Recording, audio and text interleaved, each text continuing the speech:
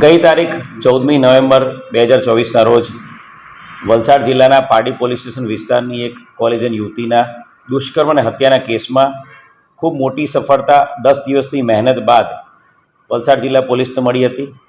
આ આરોપી રાહુલ કરમબીર જાટ, જે 4થી વધુ રાજ્યોમાં અલગ અલગ આંતરરાજ્ય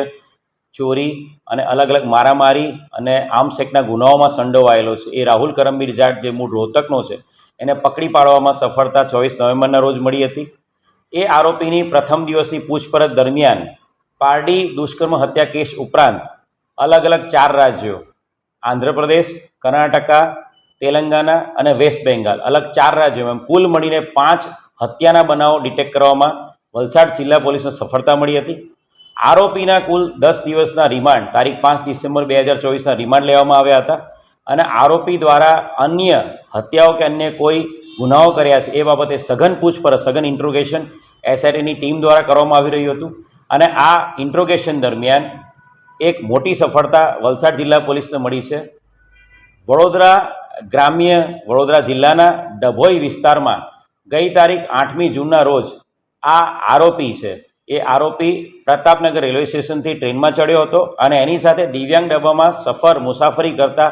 એક અલ્પદ્રષ્ટિ યુવાનને, જે વિઝ્યુઅલી ચેલેન્જ છે એવા વ્યક્તિ સાથે એણે વાતચીતમાં વિશ્વાસ કેળવ્યો હતો અને લૂંટ કરવાના ઈરાદે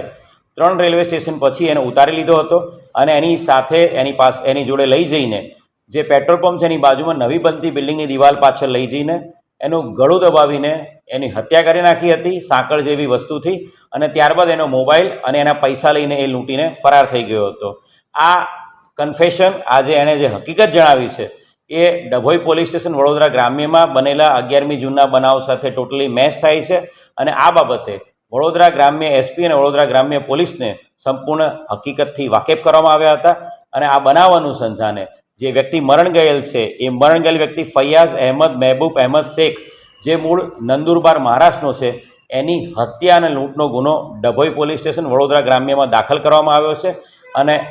સિરિયલ કિલર દ્વારા કરવામાં આવેલા વધુ એક હત્યાના ગુનાને ડિટેક્ટ કરવામાં વલસાડ જિલ્લા પોલીસને સફળતા મળી છે। હજુ વધુ કોઈ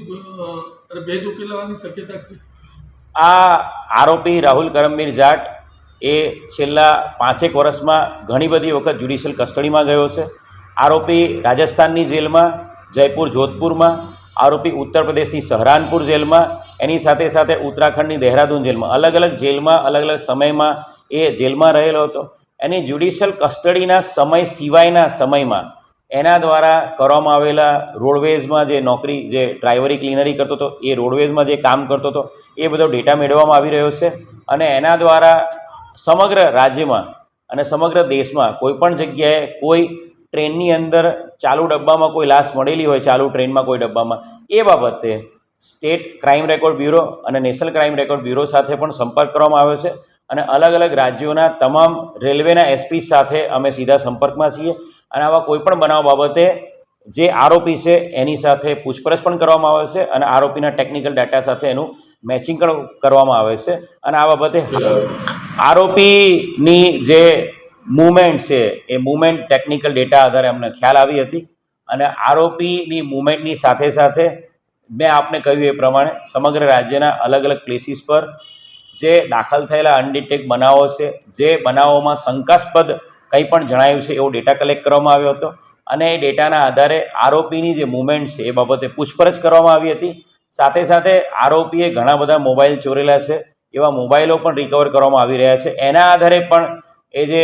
મોબાઈલ છે એ કયા વિક્ટીમનો હોઈ શકે એ બાબતે તપાસ કરવામાં આવી હતી અને ચોક્કસ ઇન્ફોર્મેશન, ડેટા ગેધર કર્યા પછી એની સઘન પૂછપરછ કરતાં એણે આ ડભોઈમાં બનેલા બનાવને કબૂલાત આપી છે।